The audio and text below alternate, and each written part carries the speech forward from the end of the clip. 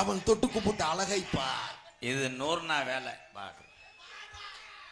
ஏண்டா ஏய் ஒன்றும் செய்ய முடியாதுடா. ஏண்டா முண்டை ஓடுகிட்டு இது பண்ற? அவ காலக்கெல்லாம் உதப்பிட்டான்னா 3 வருஷம் ஆக மாட்டா புண்ணாத. ஏப்பா மாட்டு சந்தையா? என்னடா என்ன? ஏய் தொட்டுக்கிட்டு பேசுனா உனக்கு மரியாதை அவ்வளவுதான். தள்ளின்னு பேசுற. அவ ஒரே போட்டு வரவா?